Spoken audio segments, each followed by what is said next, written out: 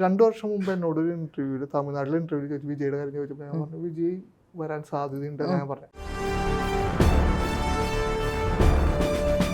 സനാതന ധർമ്മവിശ്വാസിയാണെന്ന് എഴുതി കൊടുത്ത് വിജയ് തിരുപ്പുറംകുണ്ടത്തിൽ പോവുകയും ചെയ്തു. ഇപ്പോൾ തമിഴ്നാടിനെ സംബന്ധിച്ച് നോക്കുകയാണെങ്കിൽ തമിഴ്നാട്ടിൽ ഒരു വലിയ മതം മാറ്റ ലോബി, ഒരു ഇവാഞ്ചലൈസേഷൻ ഉള്ളൊരു സ്ഥലമാണ്, കൂടുതലായിട്ടുള്ളൊരു സ്ഥലമാണ് തമിഴ്നാട്.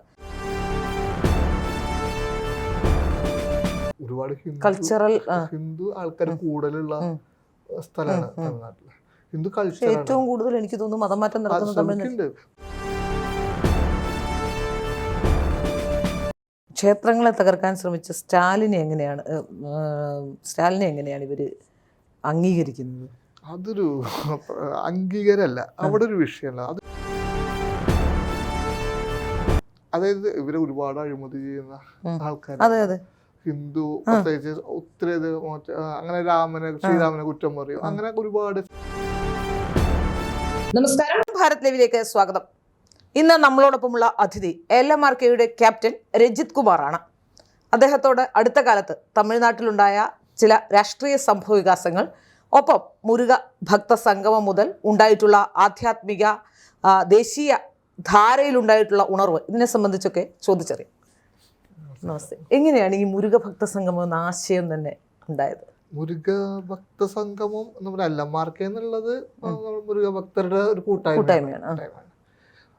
പക്ഷെ മുരുക ഭക്ത സംഗമം എന്നുള്ളത് LMRK നടത്തിയ പ്രോഗ്രാം അല്ല, തിരുവനന്തപുരത്ത് നടന്നതല്ല. അത് നമ്മുടെ ഗോപാലിലേക്ക് നടത്തിയതാണ്. നമ്മളെ അതിന് ക്ഷണിക്കുകയാണ് ചെയ്തത്. നമ്മളതിനൊരു ഭാഗമായി തീരുകയാണ് ചെയ്തത്. കാരണം തമിഴ്നാട്ടിലൊരു സംഗമം നടത്തിയില്ലേ? അത് ഇവരാണ് നടത്തിയത്, ഹിന്ദു ഐക്യവേദിയാണ്. അവിടെ നമ്മളെ ക്ഷണിച്ചു എന്നുള്ളതേ ഉള്ളൂ. നമ്മളതിലൊരു ഭാഗമായിട്ട് പങ്കെടുത്തു എന്നുള്ളതാണ്. ശരിക്കും തമിഴ്നാട്ടിൽ 2 നടന്നു. ഒന്ന് സ്റ്റാലിൻ ഗവൺമെന്റ് നേരിട്ട് നടത്തി പഴനിയില് മുരുക ഭക്ത സംഗമം. ഇവര് ഹിന്ദു ഐക്യവേദി മധുരയിൽ നടത്തി.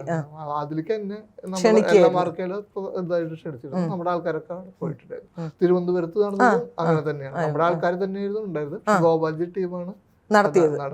അല്ല, ഈ മുരുകൻ ഭക്തരെ എല്ലാം കൂടി ഒന്നിപ്പിക്കാനുള്ള ഒരു ചിന്ത, ആ തോട്ട് ഇവിടുന്ന് ഉണ്ടായത്?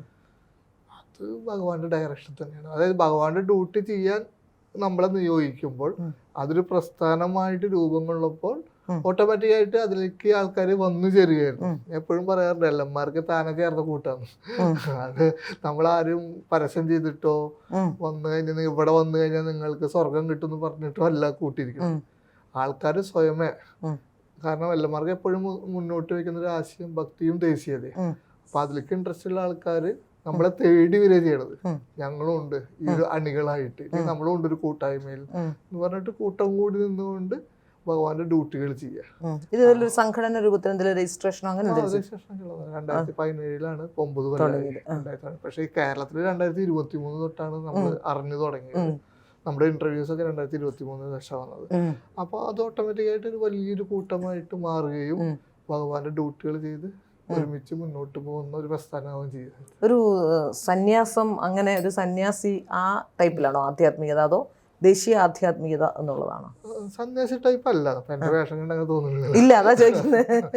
നമ്മള് സാധാരണ ഒരു സാധാരണ ആളായിട്ട് നിന്നുകൊണ്ട് തന്നെയാണ് ചെയ്യണത്. നമ്മളൊരു ടീമിന് ക്യാപ്റ്റൻ വിളിക്കുന്നത്, ടീമിന്റെ ക്യാപ്റ്റൻ, ടീമാണ്. ആ ടീമിനൊരു ക്യാപ്റ്റൻ, ആ ക്യാപ്റ്റന്റെ നേതൃത്വത്തിൽ ഒരു ഡ്യൂട്ടി ചെയ്യണു. അതാണ് അതിന്റെ ഒരു രീതി. അത് കൂടുതലും നമ്മള് മുന്നോട്ട് വെക്കുന്നത്, നിങ്ങൾ നിങ്ങളുടെ ജീവിതം എങ്ങനെ വേണമെങ്കിൽ തുടരാം, നിങ്ങളൊന്നും വിട്ടുവരണം, പക്ഷെ നിങ്ങൾ ഡ്യൂട്ടികൾ ചെയ്യാം, ഭഗവാന്റെ ഡ്യൂട്ടി. അതാണ് നിങ്ങളുടെ അതാണ് ആധ്യാത്മികത. ഭഗവാന്റെ ഡ്യൂട്ടി ചെയ്താൽ മതി, ആ ഡ്യൂട്ടിക്ക് തയ്യാറാവുക. കാരണം ഒരു ടീമാകുമ്പോൾ അങ്ങനെ തയ്യാറായിട്ട് കൊണ്ടുവന്ന് ചെയ്തു പോകുമ്പോൾ നിങ്ങൾ ഓട്ടോമാറ്റിക്കായിട്ട് ആധ്യാത്മികതയുടെ അടുത്തടുത്ത ഘട്ടങ്ങളിലേക്ക് എത്തിച്ചേരും. അതാണ് അതിന്റെ ഒരു രീതി. നിങ്ങൾ നിങ്ങളുടെ സാധാരണ ജീവിതത്തോടെ ജീവിച്ചു പോയാൽ മതി. അതുകൊണ്ട് തന്നെയാണ് ഒരുപാട് ആൾക്കാർ നമ്മളോട് ഈ LMRKയുടെ ഒരു സ്ഥാപകൻ, ക്യാപ്റ്റൻ എന്ന് പറയുന്ന സ്ഥാപകൻ എന്ന രീതിയിൽ പറയുമ്പോൾ അങ്ങേക്ക് എന്തെങ്കിലും ഒരു ആധ്യാത്മിക ഒരു ഗുരു, അല്ലെങ്കിൽ ഈ ഐഡിയ ഡിറൈവ് ചെയ്ത ആരെങ്കിലും അങ്ങനെ? ഇല്ല, എനിക്ക് മുരുകൻ തന്നെയാണ് ഗുരു. ഒരു തോന്നലുണ്ടായതാണ്. തോന്നലുണ്ടായത്. അവിടെ നിന്ന് അങ്ങോട്ട് അതൊരു 10-20-22 കൊല്ലായി. 2005 തൊട്ടേക്ക് 2004-2005 തൊട്ട് ആരംഭിച്ചത്. അതും ഒരു 12 വർഷം ഒന്നും ആരോടും പറയാണ്ട് യാത്ര ചെയ്ത്. അത് ഈ തൃശ്ശൂരുള്ള അങ്ങ് എങ്ങനെയാണ് ചെന്നൈയിൽ എത്തപ്പെട്ടത്? ചെന്നൈയിലാണോ തൃശ്ശൂരാണോ ഇപ്പൊ സെറ്റിൽ ചെയ്തിരിക്കുന്നത്? തൃശ്ശൂർ തന്നെയാണ്. പിന്നെ ഈ തമിഴ്നാട്ടിൽ പോയി അവിടുത്തെ അന്നത്തെ 2005 തൊട്ട് മുരുകൻ എന്ന് പറയുമ്പോൾ തമിഴന്മാരായിട്ട് കൂടുതൽ ബന്ധം. പിന്നെ അന്ന് ഞാൻ സഞ്ചരിച്ചതൊക്കെ തമിഴ്നാടിന്റെ ഉൾപ്രദേശങ്ങളിൽ യാത്രകളാണ്. അപ്പോൾ തമിഴ്നാട്ടിൽ നിന്ന് കുറച്ച് ആൾക്കാർ എൻ്റെ സുഹൃത്തുക്കളായിട്ടുണ്ടായിരുന്നു. ഞങ്ങൾ ഒരുമിച്ച് പോയി. 2017 പഴനിയിൽ വെച്ചാണ് എല്ലമാർക്ക് ആരംഭിക്കുന്നത്. ഷഷ്ടി ദിവസം മെയ് 1-ാം തീയതി. അപ്പൊ നമ്മുടെ അപ്പൊ അന്ന് തമിഴ് ആൾക്കാരുണ്ടായിരുന്നല്ലോ. കേരളത്തിലെ അറിയില്ല എന്നെ അറിയുന്നത്. പക്ഷെ അവിടുന്ന് പിന്നെ തമിഴ് ചാനലുകളിൽ എൻ്റെ ഇന്റർവ്യൂ വരാറുണ്ട് ആ സമയങ്ങളിലൊക്കെ. പിന്നെ 2023 തൊട്ടാണ് നമ്മൾ കേരളത്തിൽ വന്നു തുടങ്ങിയത്. ഇപ്പൊ ഒരു വലിയൊരു കൂട്ടായി പോണു. നമ്മൾ ഓരോ ഡ്യൂട്ടികൾ ചെയ്ത് പോയിക്കൊണ്ടിരിക്കുന്നു. സത്യത്തിൽ അതൊരു ഇപ്പോൾ തമിഴ്നാടിനെ സംബന്ധിച്ച് നോക്കുകയാണെങ്കിൽ തമിഴ്നാട്ടിൽ ഒരു വലിയ മതം മാറ്റ ലോബി, ഒരു ഇവാഞ്ചലൈസേഷൻ ഉള്ളൊരു സ്ഥലമാണ്, കൂടുതലായിട്ടുള്ളൊരു സ്ഥലമാണ് തമിഴ്നാട്. അപ്പോൾ തമിഴ്നാട്ടിലേക്ക് ഈ മുരുകഭക്ത സംഘം വന്നതും ഈ LMRK പോലുള്ള സംഘടനകൾ ഉണ്ടായി വന്നതും ഒക്കെ യഥാർത്ഥത്തിൽ ഒരു ആധ്യാത്മികമായ ഉണർവ് അവിടെ ഉണ്ടാക്കാൻ സാധിച്ചിട്ടില്ലേ?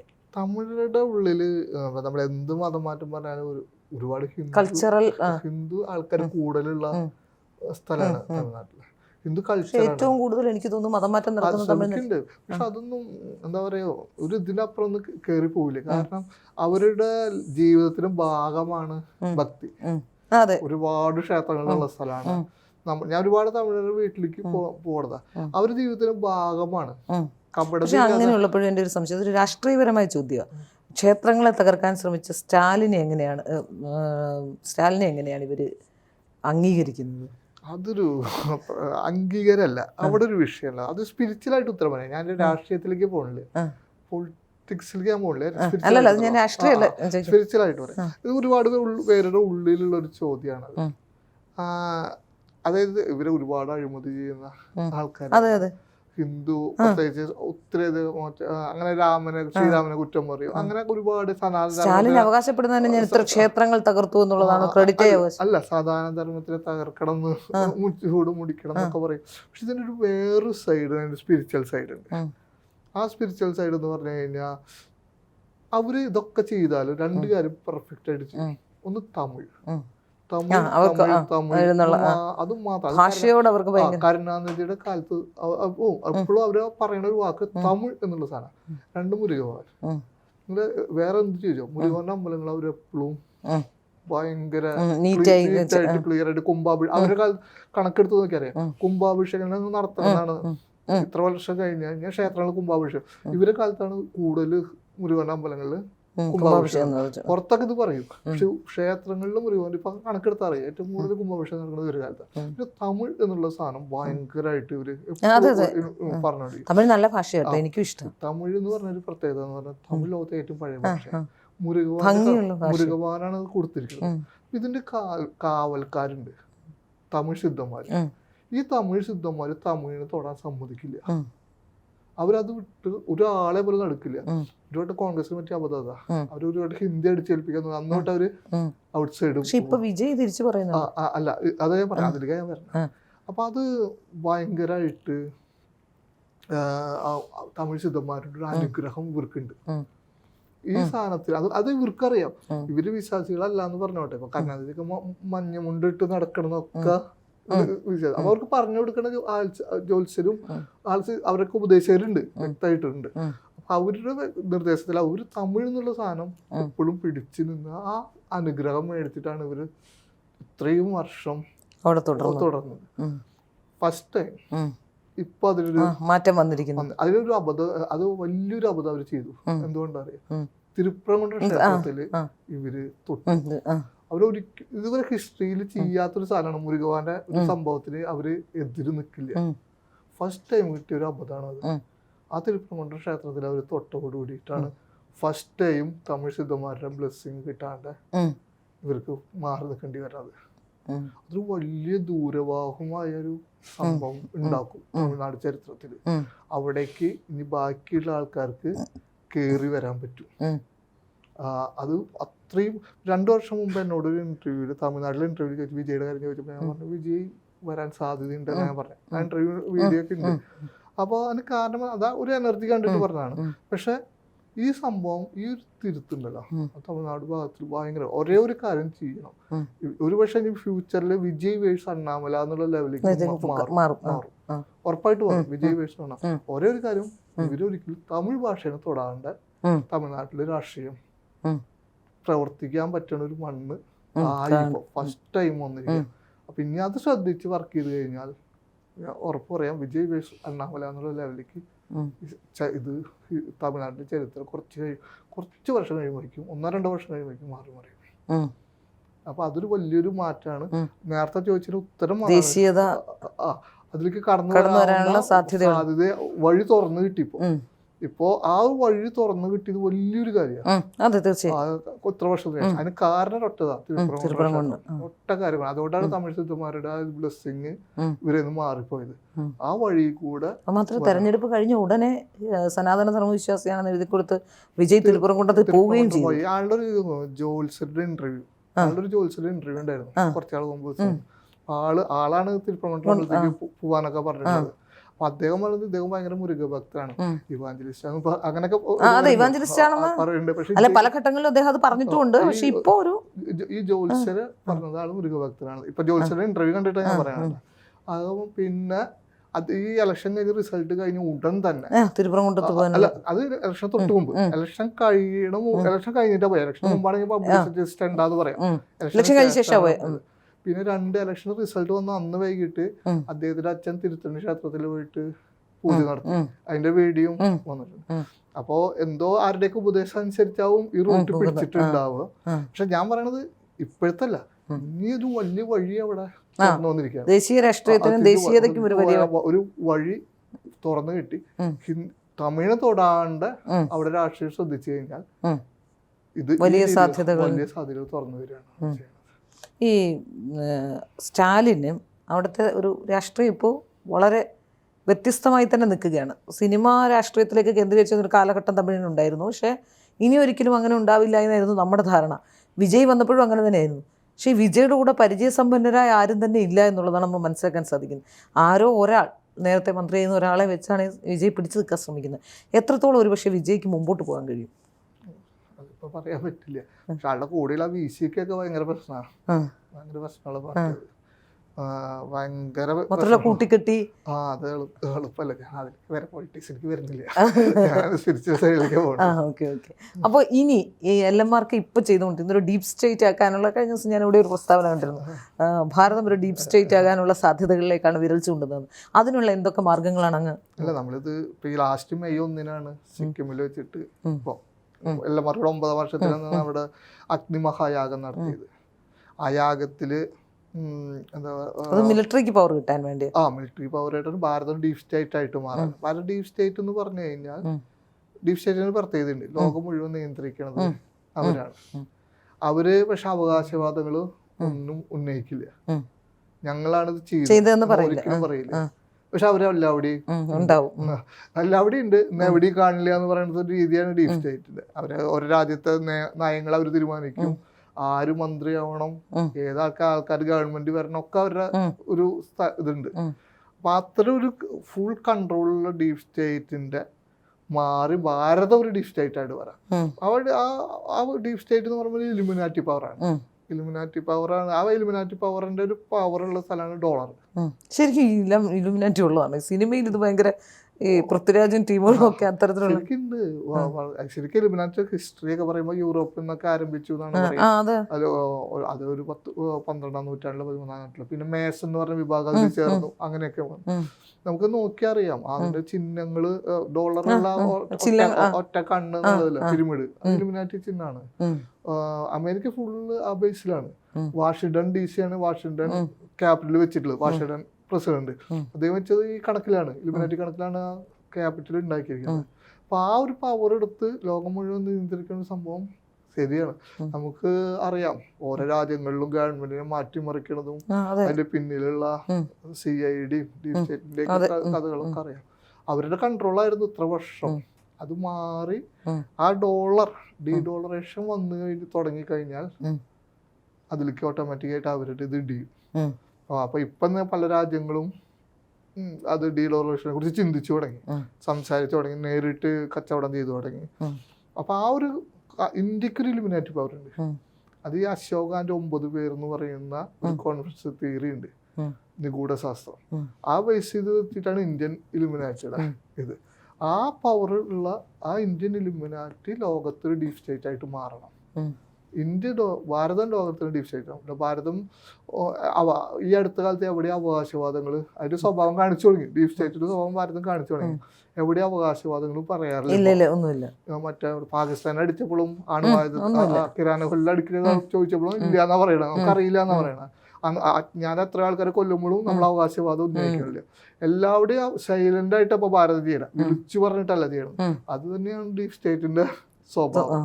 അത് കൂടുതൽ പവർഫുൾ ആവാം. അതിന്റെ തുടക്കം കിട്ടാനാണ് മെയ് 1-ാം തീയതി യാഗം നടത്തിയത്. അതില് നമ്മുടെ മിലിറ്ററിന്ന് ആൾക്കാർ പങ്കെടുത്തു,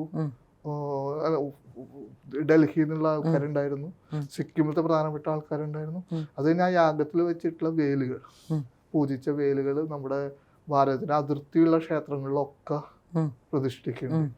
അതാ പല സ്ഥലങ്ങളിലായിട്ട് പ്രതിഷ്ഠിക്കുന്നു. തീർത്ഥം അവിടെയൊക്കെ സപ്ലൈ ചെയ്യുന്നു. നമ്മുടെ ലക്ഷ്യം തന്നെ ഭാരതം ലോകം നിയന്ത്രിക്കുന്ന ഒരു കാലഘട്ടത്തിലേക്കുള്ള. പക്ഷേ ഈ ഒരു നീക്കത്തിലേക്കുള്ള ചുവടുവയ്പ്പായിരിക്കുമോ പാർലമെന്റിൽ, പുതിയ പാർലമെന്റ് മന്ദിരത്തിൽ നരേന്ദ്രമോദി? തീർച്ചയായും. ഇത് എത്ര വർഷങ്ങളായിട്ട് അറിയാം. നമ്മുടെ നമ്മുടെ ഒരു മുരുകയുഗം എന്ന് പറയുന്നത് ഈ സമയമാണ്.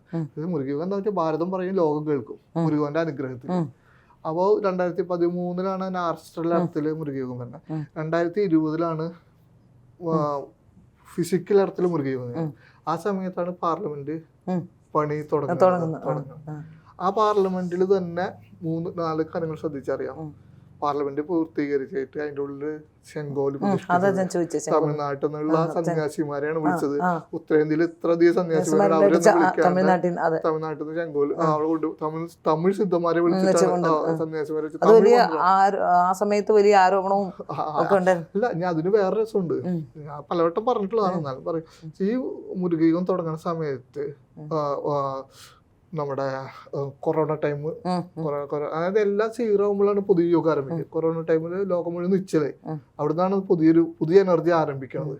എല്ലാ യുഗങ്ങളും അങ്ങനെയാ. ഒരു പ്രളയം വരും, നിശ്ചലവും, പിന്നെ തുടങ്ങുകയും ചെയ്യാം.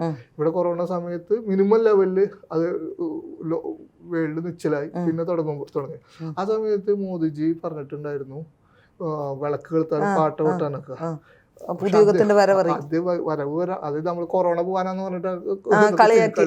പക്ഷെ അദ്ദേഹം പുതിയ യുഗത്തിലെ ഇന്ത്യക്കാരെ മുഴുവൻ കൊണ്ട് വരവേൽപ്പിക്കുകയും ചെയ്തത്.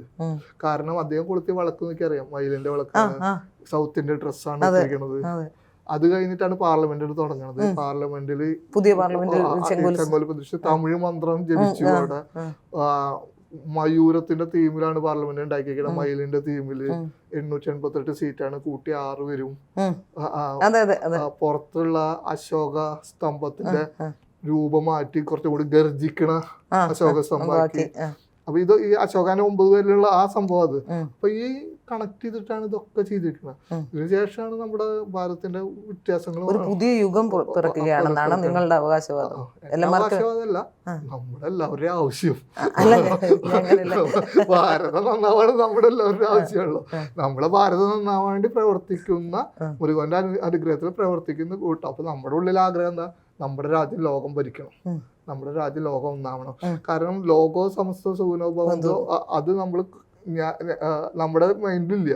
ഭാരതം സുഗുണഭവന്താണ്. കാരണം വീട്ടില് ചോറുണ്ടെങ്കിൽ വിരുന്ന് പോയാലും ചോറ് കിട്ടും. എല്ലാ രാജ്യങ്ങളും അവരവരുടെ ശക്തികാലത്ത് ലോകത്തെ ഭരിക്കുമ്പോ വേറെ രാജ്യക്കാരൊന്നും ചിന്തിച്ചിട്ടില്ല. ബ്രിട്ടൻ നമ്മളെ ഭരിക്കുമ്പോ ഇവിടുന്ന് സാധനങ്ങൾ കൊണ്ടുപോകാന്നല്ലാണ്ട് ഇന്ത്യനെ ലോകത്ത് ഒന്നാമനാക്കാൻ പറഞ്ഞിട്ടില്ല. അമേരിക്ക ലോകം മുഴുവൻ ഭരിക്കുമ്പോ ബാക്കിയുള്ള രാജ്യങ്ങളൊക്കെ അടക്കി നിർത്തിയിട്ടാണ്. ഒരു മനസ്സുകൊണ്ട് ഈ രാജ്യങ്ങളെ, ലോകത്തെ നയിക്കുന്ന രാജ്യങ്ങളെ കാണുമ്പോൾ ദൈവങ്ങളെ കാണുന്ന പോലെ ഒരു മനസ്സുകൊണ്ട് പേടിക്കും ചെയ്യും, ഒരു മനസ്സുകൊണ്ട് ബഹുമാനിക്കും ചെയ്യും. അങ്ങനെ ആക്കി വെക്കും. നാളെ നമ്മുടെ ഭാരതത്തിനും അങ്ങനെ കാണണം, നമ്മുടെ ഭാരത ലോകം ഭരിക്കണം എന്നുള്ള ചിന്തയോടുകൂടി മുരുകന്റെ ഭക്തരായിട്ട് നമ്മൾ ഡ്യൂട്ടി ചെയ്യണത്. അപ്പോ അവകാശവാദമില്ല, നമ്മുടെയൊക്കെ ആവശ്യമാണത്. ഈ ആധ്യാത്മികതയിലൂടെ മാത്രമേ ഒരു പക്ഷേ ഒരു രാജ്യത്തിന് മുന്നേറാൻ സാധിക്കുകയുള്ളൂ, നിലനിൽക്കാനും സാധിക്കുകയുള്ളൂ എന്നാണ് എൻ്റെ വിശ്വാസം. അപ്പോൾ ഈ ആധ്യാത്മികത എന്ന് പറയുന്നത് ഇപ്പോൾ ഇതിൽ നിന്ന് ഒരുപാട് പേർക്ക് ഇപ്പോൾ എനിക്ക് തോന്നുന്നു എൻലൈറ്റ്മെൻറ്റ് ഉണ്ടായിട്ടുണ്ട് എന്നാണ് എൻ്റെ ഒരു അറിവ്. ഇപ്പോൾ തമിഴ്നാട്ടിലുണ്ടായ എൻലൈറ്റ്മെൻറ്റ് മൂവ്മെൻറ്റ് പോലും ഈ മൂവ്മെൻറ്റുകൾ പോലും ഈ LMRK ഒക്കെ ആയിട്ട് ബന്ധപ്പെട്ടുണ്ടായതാണ്. ഒരു പക്ഷേ ഞാൻ അത് കഴിഞ്ഞ ദിവസം എൻ്റെ ചർച്ചയിലും പറഞ്ഞിരുന്നു. ഈ ഇങ്ങനെ കൂടുതൽ ഒന്നുകിൽ ഈ ഞാൻ പറഞ്ഞില്ലേ ഈ മതം മാറ്റം അങ്ങനെയുള്ള കാര്യങ്ങളെ നിയന്ത്രിക്കാനും സാധിക്കുന്നുണ്ട് എന്നാണ്. ഇപ്പോൾ കേരളത്തിൽ നന്ദഗോവിന്ദ ഭജൻസ് ഉണ്ടാക്കിയൊരു മാറ്റം, അങ്ങനെ നിരവധി ഭജന ടീമുകൾ വന്നു, ആധ്യാത്മികതയിലേക്ക് ജനങ്ങൾ കൂടുതൽ മാറിക്കൊണ്ടിരിക്കുന്നു. അപ്പോൾ തീർച്ചയായും അതൊരു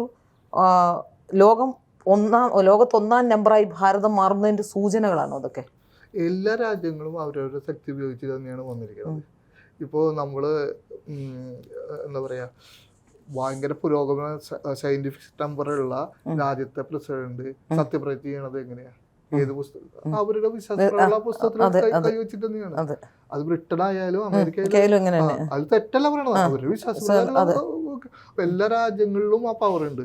സിംഗപ്പൂർ പോകുമ്പോൾ അവർ ആ ചൈനീസ് പവർ എടുത്തിട്ടാണ് ചെയ്തിരിക്കുന്നത്. യിങ്യാങ്ങിന്റെ പവർ എടുത്തിട്ടാണ് ആ സിറ്റി പോലും ഉണ്ടാക്കിയിരിക്കുന്നത്. അവിടെ ചെന്ന് ചോദിച്ചാൽ മതി ഈ സിറ്റി എങ്ങനെ ഉണ്ടാക്കിയത്, അവർ പറയും യിങ്യാങ്ങിന്റെ സിസ്റ്റത്തിലാണ് ഞങ്ങൾ ഉണ്ടാക്കിയത് പറയും. എല്ലാവരും ചെയ്യുന്നുണ്ട്. നമ്മളവിടെ പറയുമ്പോൾ മാത്രം നമുക്കൊരു ഉൾവലി വരും. അത് ആത്മീയത എന്ന് പറഞ്ഞ ഏതൊരു തെറ്റായ കാര്യം കുറെ പേര് ഇപ്പൊ മാറി തുടങ്ങി. മാറി. അപ്പൊ നമ്മള് നമ്മുടെ ആത്മീയത എടുക്കണം. പക്ഷെ ഭാരതത്തിന് ഉയരണമെങ്കിൽ ആത്മീയത എടുത്താലേ പറ്റുള്ളൂ. എടുക്കാണ്ട് ഒരു കാലത്ത് ഉണ്ടായിരുന്നു, ഒരു കാലത്ത് എടുക്കാണ്ടായപ്പോ പോയി, വീണ്ടും എടുത്തു തുടങ്ങുമ്പോൾ ഉയരം ചെയ്യും. അപ്പൊ ഉയർന്ന സമയമാണ് അത്, ഭാരതം ഉയർന്ന സമയമാണ്. അപ്പൊ ആത്മീയത എടുക്കണം. ആത്മീയത എടുക്കുമ്പോ നമ്മളെ വിശ്വസിക്കണം. നമ്മളെ ഏറ്റവും വലിയ സംസ്കാരത്തിന്റെ ഉടമകളാന്നുള്ളൊരു ധൈര്യം മനസ്സിൽ വരണം. ഇപ്പോഴും നമ്മളൊരു അടിമ മനസ്സ് ഒരുപാട് ആൾക്കാരുടെ ഉള്ളിൽ, അവര് നമ്മളെക്കാട്ടിലും സായിപ്പ് നമ്മളെക്കാട്ടിലും സായിപ്പ് പറഞ്ഞാലേ വിശ്വസിക്കുള്ളൂ എന്ന് പറയുന്ന ആൾക്കാരുണ്ട്. ഇതൊക്കെ മാറി കാലം മാറുകയാണ്, ഭാരം മുന്നിലേക്ക് വരികയാണ്. ജോലി അന്വേഷിച്ച് ഇപ്പൊ പോകണ്ടല്ലോ പല രാജ്യങ്ങളിലേക്ക്, അതൊക്കെ തിരിച്ചു വരും. അതൊക്കെ മാറേണ്ട സമയം ഒരു 4-5 കൊല്ലം കഴിയുമ്പോഴേക്ക് കണ്ടോളൂ നമ്മുടെ കമ്പനികൾക്ക് മറ്റുള്ളവർ ജോലിക്ക് വരുന്ന ഒരു അവസ്ഥയിലേക്ക് മാറും. അങ്ങനെ ഒരു കാലഘട്ടത്തിൽ സ്വയം നവീകരിക്കണം, സ്വയം ഒരു കോൺഫിഡൻസ് ഉണ്ടാക്കണം. നമ്മൾ ഒന്നാമനാണെന്ന് നമുക്ക് സ്വയം തോന്നണം. അതിന് ഈ ആത്മീയത ആവശ്യമാണ്. ആത്മീയത മനസ്സിലാക്കേണ്ടത് ആവശ്യമാണ്. പുതിയ തലമുറയ്ക്ക് പകർന്നു കൊടുക്കേണ്ടത് ആവശ്യമാണ്. അത് തീരെ കുറവല്ലേ ഇപ്പോ? അതാണ് ഇതിലെ ഏറ്റവും ബേസ് ആവശ്യം. കാരണം ഒരു കുട്ടീനെ ചൂണ്ടിക്കാണിച്ചിട്ട് നീ ലോകത്ത് ഒന്നാമനാന്ന് അടുത്ത തലമുറയോട് പറഞ്ഞ അവന്റെ കോൺഫിഡൻസ് വലുതാക്കി കൊടുക്കേണ്ട ഉത്തരവാദിത്വം നമുക്കുണ്ട്. നമ്മൾ എത്ര പേര് അത് ചെയ്യുന്നുണ്ട്? രാജ്യം വളരുന്നുണ്ട്. ഞാൻ പറഞ്ഞു രാജ്യം ലോകത്തെ പുറത്തുള്ള രാജ്യങ്ങളും ഭാരതത്തിലെ ഈ അടുത്ത് റഷ്യയുടെ വിദേശകാര്യമന്ത്രി പത്രസമ്മേളനത്തിൽ പറഞ്ഞു 4 രാജ്യങ്ങളാണ് ലോകം ഭരിക്കണമെന്ന് പറഞ്ഞു. Russia, China, America, India. യൂറോപ്പിൽ ഇത്രയധികം രാജ്യങ്ങൾ പരന്നു കിടക്കുന്നുണ്ട്. ജർമ്മനി, ബ്രിട്ടൻ, അങ്ങനെ പറഞ്ഞാൽ പരന്നു കിടക്കുന്നുണ്ട്. ഒറ്റ രാജ്യങ്ങളുടെ പേര് ആള് പറഞ്ഞില്ല, ഈ 4 രാജ്യങ്ങളുടെ പേരാ പറഞ്ഞത്. പുറത്തുള്ള ആൾക്കാർ പറയുന്നുണ്ട്. നമ്മുടെ ആൾക്കാർക്ക് ആ കോൺഫിഡൻസ് കുറെ പേർക്ക് പക്ഷെ എനിക്കൊന്ന് കേരളത്തിൽ വലിയ ദോഷം സൃഷ്ടിക്കുന്നുണ്ട്. കാരണം കുട്ടികളെ നല്ല രീതിക്ക് കൊണ്ടുവരാൻ, വളർത്തിക്കൊണ്ടുവരാൻ മാതാപിതാക്കൾക്ക് പോലും കഴിയുന്നില്ല എന്നുള്ളതാണ്. മയക്കുമരുന്നും വലിയ ശൃംഖലയിലേക്ക് രാജ്യമാണ് ലഹരി പറഞ്ഞു കൊടുക്കണം. അതിനുള്ള സാധനം സ്കൂളുകളിൽ കൊണ്ടുവരണം. സ്കൂളുകളിൽ അത് സാധ്യമാണെന്ന് എനിക്ക് തോന്നുന്നില്ല. വീട്ടിൽ നിന്നെങ്കിലും തുടങ്ങണമെന്ന്. കാരണം ഇവിടുത്തെ പുരോഗമനക്കാരത് സമ്മതിക്കില്ല. ഞാൻ നേരത്തെ പറഞ്ഞത് മതം പറയാൻ സമ്മതിക്കാണ്ടിരിക്കുക. രാജ്യം പറയണത് എന്ത് തെറ്റ്? നീ നമ്മുടെ രാജ്യം, നീ ജീവിക്കുന്ന രാജ്യം പവർഫുൾ ആണ്. നീ രാജ്യത്തിന് ദേശസ്നേഹം ഒരു ലഹരിയേക്ക് മാറ്റാൻ പറ്റണം. എന്നാലും മറ്റേ ലഹരി രാഹുൽ ഗാന്ധിക്ക് പോലും ഇല്ല. പൊളിറ്റിക്സിലേക്ക് ഞാൻ വരുന്നില്ല. അത് സ്പിരിച്വൽ സൈഡ്, സ്പിരിച്വൽ സൈഡുള്ളവർക്ക് ഞാൻ മനസ്സിലാക്കുന്ന ഒരു സ്പിരിച്വൽ സൈഡുള്ളവർക്ക് യഥാർത്ഥത്തിൽ ഇപ്പൊ ഞാനൊക്കെ വളരെ ചെറുപ്പം മുതലേ കുറച്ച് ഈശ്വരനെ വിളിക്കുകയും അമ്പലത്തിൽ പോവുകയും ആചാരങ്ങൾ പാലിക്കുകയൊക്കെ ചെയ്യുന്ന കൂട്ടത്തിലാണ്. അപ്പോൾ അതെനിക്ക് എൻ്റെ വീട്ടിൽ നിന്നുണ്ടായതാണ്. ഞാൻ ഒരു ക്രിസ്ത്യൻ മാനേജ്മെൻറ്റ് സ്കൂളിലും കോളേജിലും പഠിച്ച ഒരാളാണ്. പക്ഷെ ഒരിക്കലും ഞാൻ എൻ്റെ വിശ്വാസത്തിൽ അടിയുറച്ച് നിൽക്കുന്ന ഒരാൾ തന്നെയാണ്. പക്ഷേ അതിപ്പോൾ ഈ അടുത്ത കാലങ്ങളിൽ ഞാൻ എപ്പോഴും എല്ലാ കുട്ടികളോടൊക്കെ പറയാറുണ്ട്, പല വീടുകളിലും അങ്ങനെ ഒരു കൾച്ചറില്ല. നമ്മുടെ കുട്ടികളൊക്കെ ഈ മയക്കുമരുന്നിലേക്കും മറ്റ് ആൻറ്റി നാഷണൽ ആക്ടിവിറ്റീസിൻ്റെ ഭാഗമായി മാറുക. വീട്ടുകാർ അറിയുന്ന പോലും ഇല്ല. എവിടെയെങ്കിലും പഠിക്കാൻ പോകുന്നതുകൊണ്ട് മയക്കുമരുന്ന് കച്ചവടം നടത്തുന്ന കുട്ടികളുടെ എണ്ണം കൂടുന്നുണ്ട്. അത് വലിയ പ്രതിസന്ധി. അല്ല, വീട്ടുകാർക്ക് തീരുമാനിക്കാം, നമുക്ക് ഇതൊന്നും വേണ്ട തീരുമാനിക്കാം. പക്ഷേ വേറെ കാര്യങ്ങൾ പറഞ്ഞു കൊടുക്കാൻ പുറത്തെ ആൾക്കാരുണ്ട് നമ്മുടെ കുട്ടികൾക്ക് എന്ന് അവർ മനസ്സിലാക്കേണ്ട സമയമാണ് കഴിഞ്ഞിരിക്കുന്നു. ശ്രദ്ധിച്ചില്ലെങ്കിൽ വേറെ ആൾക്കാര് വേറെ വഴിക്ക് കൊണ്ടുപോകും. പിന്നെ കരഞ്ഞിട്ടൊരു കാര്യമില്ല. അപ്പൊ ഒരേ ഒരു വീട്ടുകാർ ചെറുപ്പം തൊട്ട് കഴിഞ്ഞാൽ പറഞ്ഞു കൊടുക്കണം. സംസ്കാരം പറഞ്ഞു കൊടുക്കണം, രാജ്യസ്നേഹം പറഞ്ഞു കൊടുക്കണം, ദേശമാണ് വലുത്, രാഷ്ട്രമാണ് വലുത് എന്നൊരു ബോധ്യം വീടുകളിൽ നിന്നും സ്കൂളിൽ നിന്നും കുട്ടികൾക്ക് കിട്ടിയാൽ ചിന്ത മുഴുവൻ രാഷ്ട്രത്തിന് വേണ്ടി എന്ത് ചെയ്യണം എന്നുള്ള ലെവലിലേക്ക് ഉയർത്താൻ പറ്റും. അതൊരു ലഹരിയായിട്ട് മാറണം. അല്ലെങ്കിൽ വേറെ ലഹരിയിൽ കൊടുക്കാൻ ആൾക്കാരുണ്ട്, പോയിപ്പെടും. അപ്പൊ അതൊന്ന് ശ്രദ്ധിക്കേണ്ട സമയമാണ്. നമ്മൾക്ക് പറയാവുന്ന കാര്യങ്ങൾ നമ്മൾ ചെയ്യേണ്ടത്, ഞാൻ പറയില്ല, നമ്മൾ ചെയ്യണതൊക്കെ രാജ്യത്തിന് വേണ്ടിയിട്ടാണ്. രാജ്യം പോകാൻ സഹായിച്ച് ഉയരുന്നുണ്ട്, ജനങ്ങൾ ഉയരേണ്ട സമയമായി. ജനങ്ങളാണ് ഇനി ഉയരേണ്ടത്, രാജ്യം വലുതാവുന്നുണ്ട്. ജനങ്ങൾ അതിൽ ലെവലിലേക്ക് വരുന്ന കോൺഫിഡൻസ് ഓരോ പൗരനും കിട്ടേണ്ട സമയമാണത്. ഇപ്പോഴും ആ അടിമ മനസ്സൊക്കെ കളഞ്ഞ് മറ്റേ സായിപ്പ് പറയണതാണ് ശരി.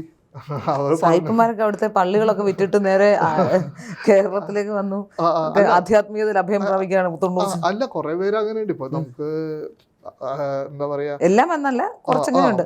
അല്ല, ഞാൻ പറയണത് നമ്മുടെ ഉള്ളിലത്തെ സാധനം മാറ്റിയിട്ട് ആ ഒരു നമ്മള് ലോകത്തെ നമ്പർ 1 തോന്നല് വന്ന് തുടങ്ങണം.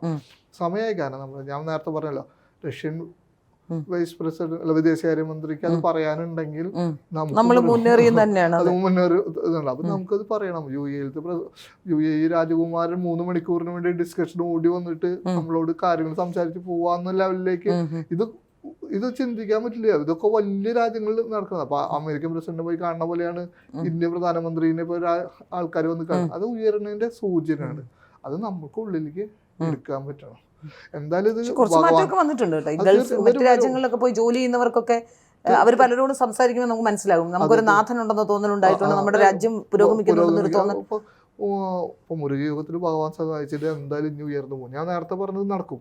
നമ്മൾ വിദേശത്തേക്ക് ജോലിക്ക് പോണ ഒരു സ്റ്റെപ്പ് മാറി. കാരണം അവിടെ എടുക്കാൻ പറ്റാത്ത നമ്മുടെ കമ്പനികൾക്ക് ആൾക്കാർ വരുന്ന ഒരു സമയത്തിലേക്ക് മാറും. മാറുമ്പോ നമ്മളും മാറണം.